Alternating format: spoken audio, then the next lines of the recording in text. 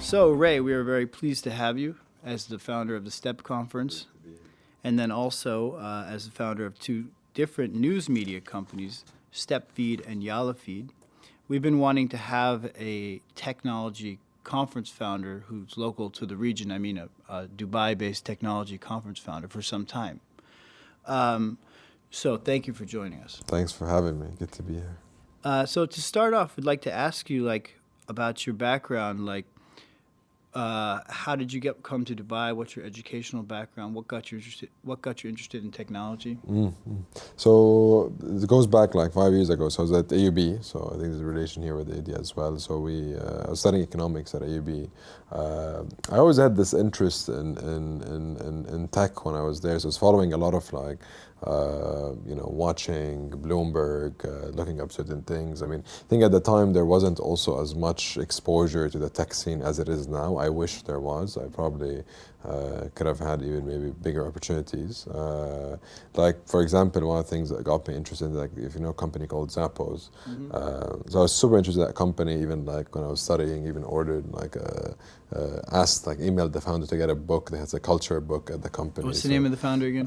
Tony Hsieh. Tony Hsieh, very famous. Yeah, it's a great book as well. So they had a culture book, and then they actually sent it to. So I was I had an interest in that, watching different shows, but I wouldn't say there was much exposure at the time within the tech scene in general to go. In Beirut, you're saying? In Beirut or even in the region. I think the ecosystem wasn't yet fully built. Right. That's in 2009, 2010. Right. Not until the last 3 years, I started having a lot of noise happening, like ecosystem talk, startups, venture capital, etc. Mm-hmm. This was at the time, I think there was one main event that happened, Celebration of Entrepreneurship by WAMDA. I don't know if you... I've not heard of it, but I know WAMDA is a VC fund. Yes, VC fund and a platform. I didn't know they were doing stuff as far back as 2009. They did that first one. It was a huge event in Dubai. That was the very start of things happening. Anyways, fast forward, when I was at AUB, I started, the conference kind of started with small workshops that were done in art galleries in Beirut until, moving to Dubai and then, taking it more to a next level kind of thing. And so when you came to Dubai, you thought to yourself, boy, this city needs a proper technology conference. Yeah, exactly. So also not just a technology conference. I say you have GITEX, you have other events that happen, but you need a very community-based, experience-driven conference. So that was really missing, and this ties up to the whole thing about starting and doing workshops and art galleries. So it's, from day one we started with the experience.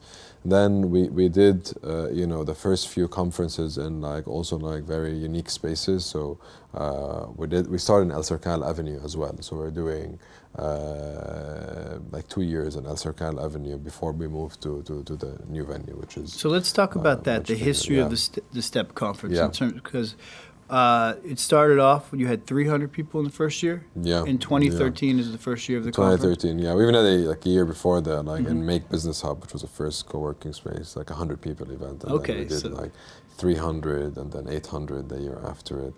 And so you've doubled or tripled in size? Yeah. So until we had 4,000 people this last year. So kind of from 100 to 4,000. And it takes place in April, right? April, yes. Okay, so the next one is April 2017. Yes. You expect to triple in size again? Yeah, probably. So the interesting thing about the coming year is that with the conference we'd probably have 6,000, 7,000 attendees. But what we're doing is we're launching something called, this is the first time actually, we're launching something called Step Music, and Step Music is going to be Step Music Festival. It's going to be a mix of a conference and a festival that's music focuses on up and coming artists, etc. from the region, but it also has a massive linkage from with tech, right? So you were telling me you had on the podcast Rami from Anghami. Anghami is a digital music platform. Exactly. There's massive linkage between music, digital tech, and just the music scene. I mean, they need a platform as well, right? And we're in the right place to make that happen. So let me ask you, like, in terms of the nuts and bolts of actually building a conference, because I've gone to a lot of conferences. Yeah. I used to run a company called Game Zombie. We covered gaming conferences. Yes, yeah. And I've been to a lot of technology conferences. But my perspective is that building a conference is a lot of work. Yeah, it is. And it's not easy either. And so not. you've had success, and it's expanding at this sort of exponential rate. So what have been some of the challenges, and how do you do that? Yeah, it's been done. I mean, we've also learned many things the hard way. I mean, but it's on the long term, it ends up being good, because from day one, we were running, like, I think actually the first conference that we did, the 100 people one, it was just me and a student from AUD, actually, was someone was here, and a friend, you know, just like volunteering. It's just like and to put on an event with that many people is quite challenging, right? And then even the years after, like, I think like not until like last year started having a more established, like, proper team in place. But like if you look at like 2 years ago, we had 2,500 people. It's still quite a big conference. Yeah. And it was the whole thing, like we were just like 4 or 5 people kind of like putting the whole thing on. You must be and working we don't, nonstop. Yeah, and you have different people doing different things, Yeah. and it's a massive load, right? And we've had, you know, times where, you know, we were very close to disasters, and then like borderline. But this is the event. I think what we did as well is brought something unique to the event space by really like thinking of small details that can make the experience. That's what I want to unique. ask you about. Like, what differentiates, what makes a conference a great conference? Because we've all been to conferences that are boring, right? Yes. That's the big thing, right? So it's 2 things. It's community and experience. Essentially, community that creates experience, right? So we were able to establish by starting small and doing very high engaging stuff with audience, like people that we refer to as super fans, you know, those people like love what we do, love the brand, and they were the ones that helped us, you know, grow as well in size.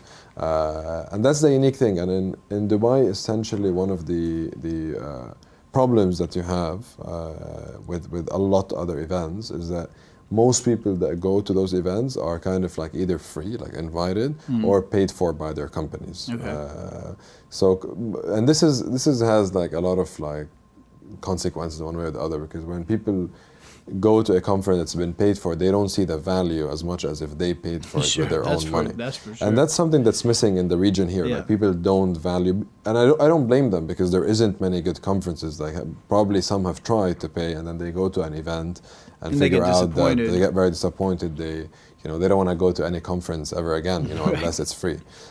We are trying to change that, and we change that in many ways. So we have about 50-60% of people who buy their own tickets, Okay. So that's a good which metric. is a large number, So those who go online, they take out their credit card, they buy, because they believe that's going to be, and we've proven that, it's a great experience. Not only like you get substance, you get educated, all that, but you also have fun. Like we have, parties every night, parties. like entertainment. How much is the conference? So that's another thing. We've kept it as well, not too affordable. So not too cheap, like to just anyone to come, but affordable. So we can. There's different packages, but it ranges from $150 up to $300, $400. It depends on the times. Yeah, that's not bad at all. Yeah. So I've even seen conferences with crazy. Of course, prices. yeah, exactly. It's like South by Southwest, for example, is a global. Is $1,000 to go to. So I've that's seen like, even more than that. Yeah, that's like 10 times more. Yeah. So startups, for example, that's where the biggest opportunity comes in. So we've had about 200, 300 startups exhibiting. Those startups had like kind of like small mini booth to showcase over the 2 days. What we've done with them is that they just they don't pay for the stand. If they're selected, they get the stand for free. They only pay for their ticket, which is the cheapest kind of ticket there is in the event, and they get the space for free if they're selected. And the selection part is extremely important, because you don't want to end up with just any startup. You want to have the quality stuff. It's a bit of the like, if you get bad startups, bad VCs won't, good VCs won't come. Then if there's no VCs, then the good startups won't. So you need to have both. You need to maintain. Totally. You have to run quality control, basically. Exactly, which is not there in other conferences. Yeah, right. So on that theme, let's talk about some of the the most interesting speakers you've had, maybe in recent years in 2016? Yeah. What were some of the best talks and best speakers that you've Yeah. heard? So I mean, over the last few years, I think like if you divide them into like some local and global. So on the local scene, like last year, a great session was with Fadi Al-Andour and Arif Negbi from Abroad. So it was, I think it's running in the video on the screen. so that was quite interesting because they are kind of like the founders of the ecosystem in the region, and they've moved the ecosystem from where it was before to where So it they is have the today. long perspective, in other words. For sure, yeah. So that was really interesting. A great speaker we had last year, which is a bit more, it's actually very related to digital. Bassem Youssef, the Jon Stewart of the And Egyptian. our guest, yeah, Bassem of was course, just talking yeah. about him before. So Bassem was fantastic, and I mean, I don't want to leave anyone out, but like we had like bunch of other like also like very influential people in the region, like Sultan Qasimi, like Ahmad Shahabuddin, Diyat Akouri, others that came. On a more global level, like we've had Dave McClure from 500 Startups, Mike Butcher from TechCrunch, Jeremiah Ouyang, who's one of the biggest minds in terms of the sharing economy. I saw you had Patrick, the founder of the Next. The Next Web as well as conference. Patrick. So I had several. You had the guy who did. You had the guy Trying to who. remember. You had the guy who run. Well, your YouTube channel is great. So I was looking Yes, at it YouTube. has like all the talks, all of that are there. Yeah, and I saw the YouTube is a great resource because you've got like the whole talk on. Yes, yeah. You had the guy who did the analytics for the Golden State Warriors. Yeah, Daniel. Yeah, that was. So we try to get a lot of these like a bit like unique kind of, that also makes it different as an event because you don't want to see the same faces. There are some important same faces to be there, but you also want to mix it up. So we had Daniel from Golden State Warriors. They had just won the NBA title. Yeah. We had a guy, his name is Disaster. He's like a rapper, battle rapper in LA. Who's originally from the region, so he's originally like born here and then went to LA, and he's one of he works with Drake, with big artists as well. So kind of like mix it up as well in terms of like sports, entertainment, music, film, other things. We had Buthaina, for example, who does like Cinema Ail, which is a local Emirati, does great stuff with short film and short documentaries. So a lot of those interesting things, I think, when they come together with tech, it creates a good mix. So how do you go about choosing the speakers, to choosing which speaker will be relevant the most to the region? That's a good question. I think it's a mix of things. So you have some very important local issues and influential local, entrepreneurs, venture capitalists, just influencers in general that can be part of a great discussion. It's also the format and who you put together, so that matters as well. So it's as much as it's about who we get, it's also about like who they're with on stage, what they're talking about. The interaction. The interaction. So to give you an example of that, we had last year we hosted a debate. So usually at conferences you have like panel discussions and talks. Is that VCs versus entrepreneurs? Yeah, exactly. Yeah. So we had VCs versus and this is sparks a lot of controversy in many cases. And it's on YouTube. It's on YouTube, and it's the top, like some of the best entrepreneurs in the region with some of the best speakers. So we had Mudassir, founder of Kareem. We had Lulu from Nebbish and founder Fetcher as well. And then we had top VCs as well, Khalid from Wanda, from Beko, from MVP. So they were together. A lot of them also, some of them have invested in each other's companies. So there's also history. Format. It's a creative idea. So there's a history as well. There's transactions that happen on those people, and then hopefully it's it didn't really evolve into a fist fight. Well, there was some controversy. It was good in the setting, but it's good to actually create. A little controversy. A little controversy, a little like buzz about what's happening, and for people to speak out as well, on certain things that are important to other entrepreneurs or important to other VCs. So that's about the format, right? And now it comes to some speakers who bring, like when you bring a global speaker, it's important that they're relevant to the region, because getting some Silicon Valley, whatever person who's just going to talk about Silicon Valley is not relevant to the region. Exactly. So that's why, for example, Dave McClure from 500 Startups, he's more relevant than others because he's had so many investments in the region and startups in the region. They know the region. Didn't they start a subsidiary fund here? Yeah, as well. What's it called again? Yeah. Something. It's still under 500, so they give them different names. I can't remember the name. Something Falcons or something. Yeah, exactly. So they have like it's known as 500 Startups, but Right. then you have like the naming for each fund. Exactly. But people like that who have relevancy to the region are quite important as well. So different things, but it's a mix of the two, I would say. Because from what I've seen as a student that is in a creative field, that is super interested in tech, STEP has actually increasingly began to really make a name for itself. And it's something that we covet to go to. Yeah. So first of all, thank you for creating such a wonderful panel of speakers that are not only relevant, but they're also entertaining.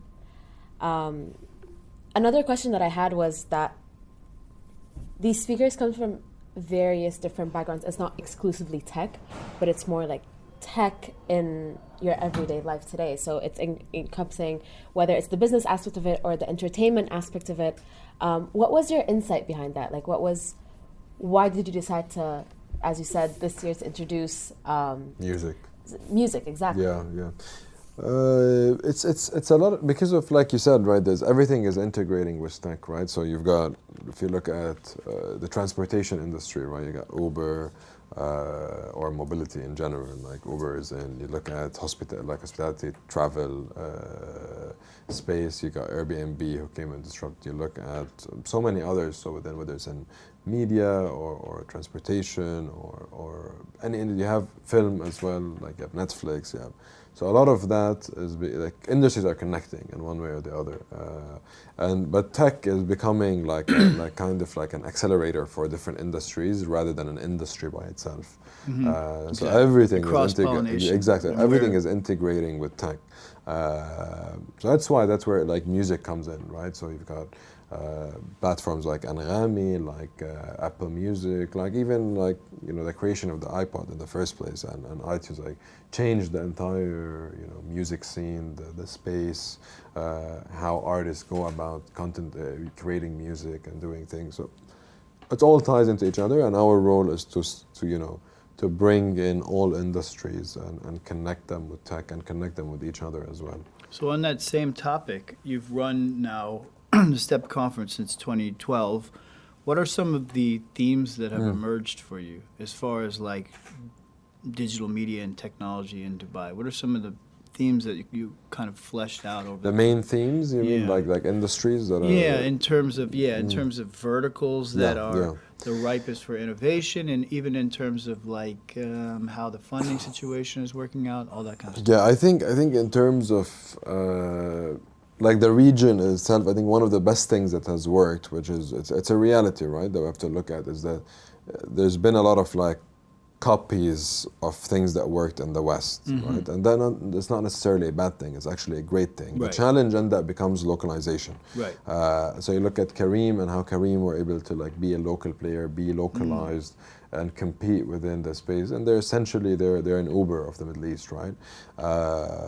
Then you've got, for example, Anghami. Anghami is kind of like a Spotify for the region. They were able to really localize their model by doing a combination of advertising and subscription-based services. So a lot of it is about seeing what's worked abroad. Because usually I feel like the region is like 4 or 5 years behind, right? So whatever has worked 5 years ago, and it's very interesting insight, and I think the localization piece is the most interesting part of that. It is. How do you differentiate from the thing that's successful already? You can't just copy 100%. You have to. You take the core, which is usually it's more on people's behavior, kind of like change and technology improvement, which is more globally available rather than local. But you take it and you localize. You find a way to make it work locally, to make it relevant locally, because people behave differently here than outside. So on that note, let's talk about that. What makes the region unique? Like what are some of those characteristics? Some of them are very positive, some of them are very negative, unfortunately. So you have to look at, but you have to see both, right? So on the positive side, we were talking before, this is a region of where 50% of the population are millennials, or people under the age of 30. That's by itself is massive, right? However, this as well can go in a very positive direction or very negative. When you have a lot of young people with tons of energy, it either can be, that energy can be fueled in a way in the right way, whether it's, you know, fostering the region, making it a better place, etc., or energy going in a wrong place. And this is where, you know, I would say like platforms come in, education comes in, technology comes in, but those consumers are like those, you know, young people in the region are and that's, studies show that they're very adaptive of new tech, adaptive of early new adopters. trends. They're exactly. So what we need to do now is make them as well producers rather than just consumers. Have them consume the right stuff. So they think in the right way. The early adopters.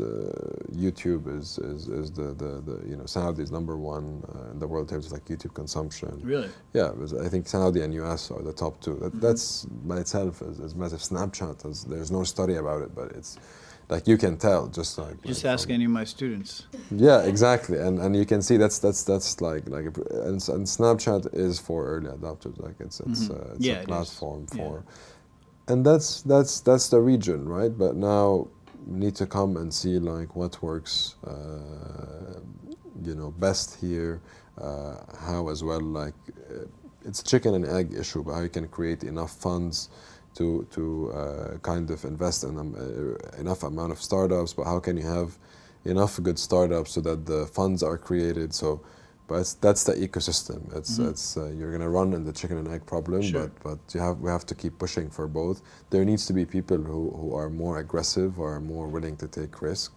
and just write checks, like Fadi Andour, for example. So this is.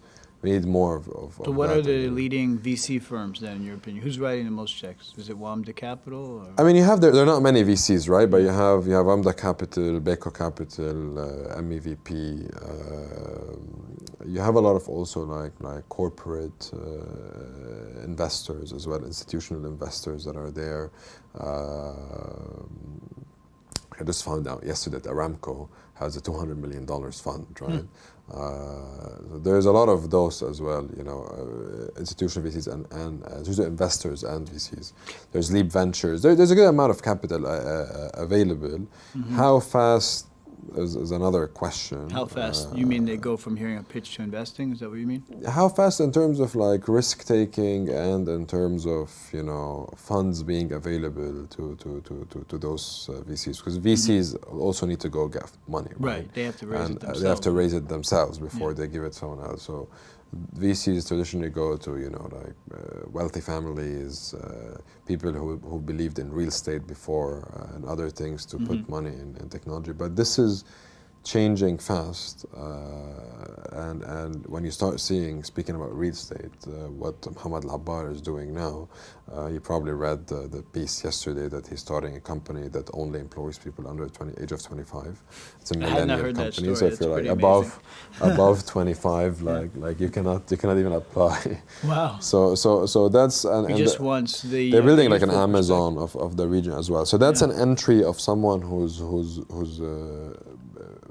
very big businessman, real estate man, right, into tech, and very aggressively into tech in the right way. It's also a very interesting kind of business experiment. It is. We'll have to wait 2-3 years to see how that works out. The other thing it ties up to apply for a job there. Yeah, definitely. And yeah, so the other thing I was gonna say is that you have to, because I like live in Dubai, but I go often to Beirut because our other office is there, or go to Jordan or Cairo, other places. You start to see and compare like Dubai and other cities in the region, how they are.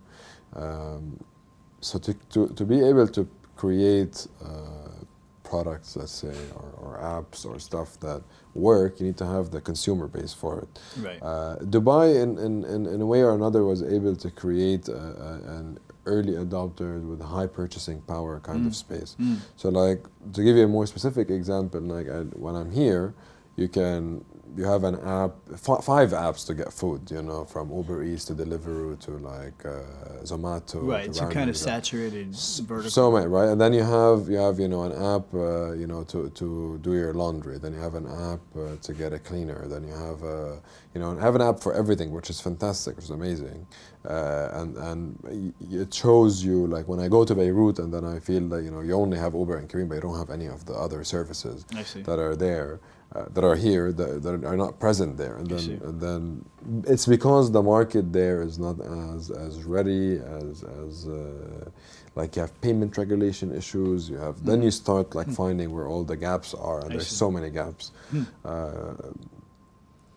So you're gonna it's again another chicken and egg problem that you need, you know, payment. Better regulation on payment gateways, on online payments in order to have platforms, and you need the consumers to have the platforms. So. You have to, in other words, cultivate the ecosystem. Yeah, it's an ecosystem. It's things that have to come up together at the same time. Did you want to ask a question? Yes, I wanted to ask.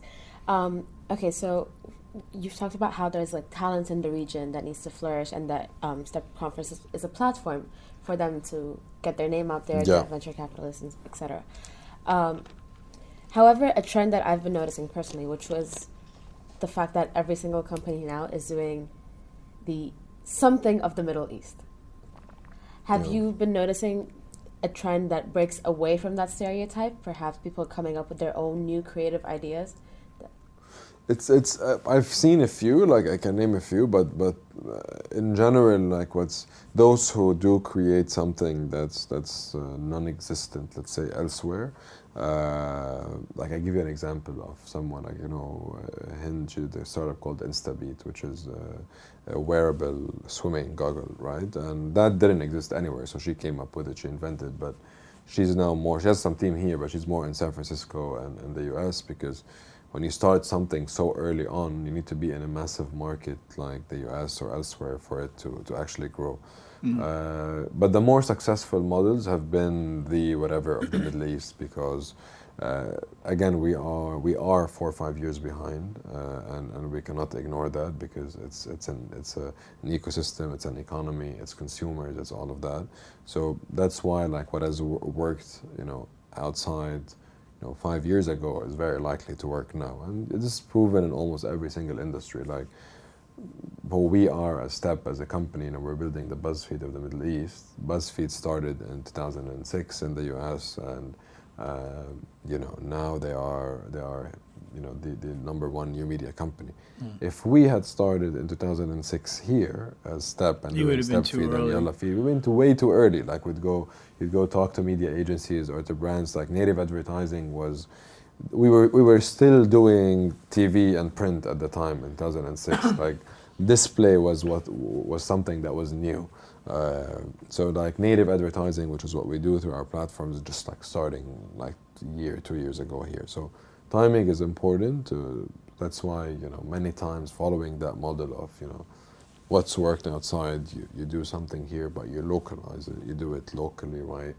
And locally right in terms of consumers, in terms of industry, in terms of commercially different things. So, in your opinion, on that note, what are some of the most successful startups right now in Dubai and or the region that are successfully executing that strategy? The localized part? Or what do you think are some of the hottest startups right now? I mean, definitely you have the big ones, which is you know, Souk is already now big enough to hopefully create the first IPO story in the region. Careem is definitely really big and growing fast.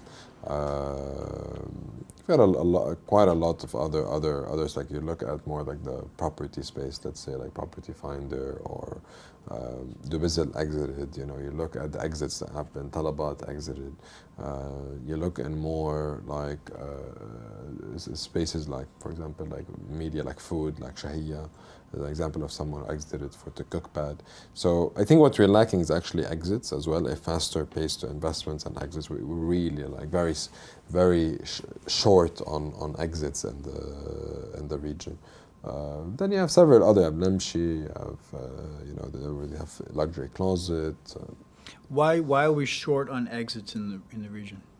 What's causing that? It's there's several factors. So one could be the availability of or interest in the region from global players, because sometimes like exits. So exits can either come globally, like a global, player in property, online property, whatever, comes and purchases. Like for example, how Naspers, who has like OLX, acquired the business. That's a global kind of like. So there needs to be a bigger increase in interest in the region, which is happening. So from global players, then you have more like bigger local groups who have interest in acquiring companies. So you think like retail, for example, right? So like very large retail groups in the region could acquire, an online platform like Namshi, for example, or Luxury Closet or something else. So they are still way behind. So now, like again, go back to Amar and Al Abbar, they have a massive retail, conglomerate. So they are moving very fast now into the e-commerce space. So it's several factors. It depends where it's coming from. In general, it needs to all move as well a lot faster. More investments, bigger investments. And do you anticipate it accelerating? It will happen, yeah, for sure. Definitely it will increase. So yeah, let's talk about your company, Step Group, which has two subsidiary new media companies, Step Feed and Yala Feed. Can you tell us a little bit about those? Yeah. So we went into, like, after we started Step Conference, we went about a year and a half, 2 years ago, into the content play. And there's a massive gap in terms of content creation in the region, and social, shareable content for millennials in the region, to be more specific. And in a way that's done in a very modern, optimized, kind of like a new media way. Just like BuzzFeed has done it, and Vox Media and Vice and Business Insider, others have done it in the West. So the region lacks that kind of player.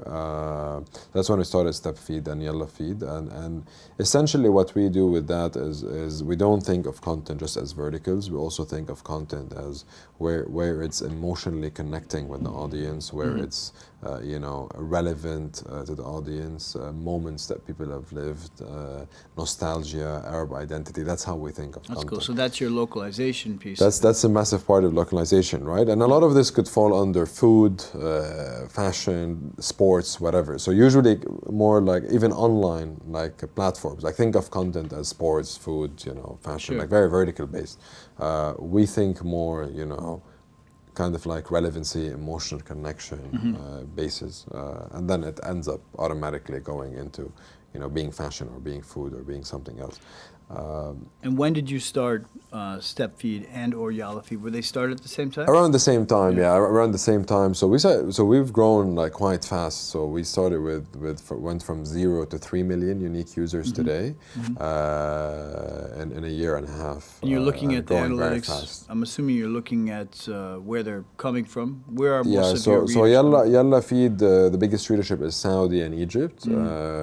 Step Feed is more UAE focused, and then Saudi as well. They actually have good, decent amount of English readers. Then you have rest of GCC and Levant, like Lebanon, Jordan, other countries. That's what Step Feed.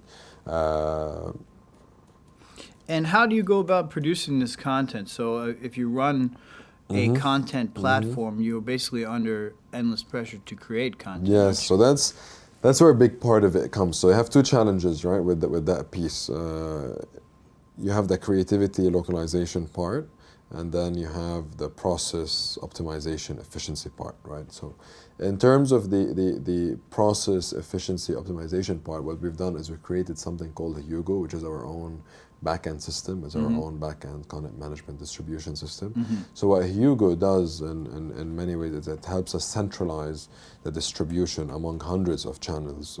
Channels meaning being website or being Facebook page or being Twitter or being anything like that. So you have like hundreds of those channels. You can centralize that distribution, measure A/B tests, see where it's doing best, where it's not, which audience it works with, and then enable it to self-learn in terms of how it gets distributed. So that distribution part. Content creation, which is what you were asking about, it enables us to, through that system, where the editorial team is sitting in Beirut, they can easily engage, a student at AUD, for example, to write a content piece. And the way that's done is that there's kind of like a very automated process in terms of, a student from AUD who wants to write a content piece with an editor who's sitting in Lebanon to remove all this emails back and forth and all that stuff. Everything is on the platform. It's automated. There's notification system. There's a hierarchy. You have some kind of editing going on, though. Yeah, so everything gets edited by the editors. But the way we've made it easier as well is that we have formats, right? So we have, for example, a list format, which is like top 10 things, for example. Right. You would know if you went to AUD, Yeah. and then. The way you would do that is like any person can do, really anyone can write a piece of content, because traditionally how it's been done on other platforms that you go in, like WordPress, for example, you go into WordPress, you get this empty like kind of space, like a Word document that you need to fill in and drag stuff in to create a post. What we've done is that we've created templates. So if it's a list, and these are based on your algorithm. So we've built all that, our own, like we've developed all this in-house, right? But it's based on your analysis of what works. Like Yes, in other words, you choose the yeah. top 10, or you choose this or that. Yeah, the formats, those we call format. formats. So listicles obviously work really well, right? They're considered. So to take an example of the list, we've created a template. A student can come in and just, or any contributor anywhere, can just drag and drop into that, those blocks, instead of, having to like be so lost in terms of where they start, where they end. So essentially cutting down the time to produce content, creating a quiz online, like those online quizzes that you see, the interactive online quizzes. On WordPress, it takes an hour and a half. On our platform, it takes 15 minutes. So this is cool. So you see like the content creation kind of. And how do you decide on how you're going to float a new? Do you pilot a new format and then see how it goes, and you like A/B test it? Yeah, I mean, we have staff writers as well. So obviously, so it's not only like contributors who are writing. So we have editors, we have staff writers as well. So we if it's a new format, we would start with it as well. Like internally, we would produce a lot of content through that. We would see how it does. It's all obviously based on data, right? It's based on what does better, what gets consumed better. People have very short attention span. Yeah, That's extremely important. So new media comes in a time where people's attention span is dropping, and it's not only their attention span, it's also they're becoming more picky, right? There's so many information, unless I'm super interested in something, I wouldn't want to spend 10 minutes reading it. I'm better off spending 10 minutes going through 20 pieces, in and out, getting different information. I mean, that's how I consume media, right? Yeah. Everyone.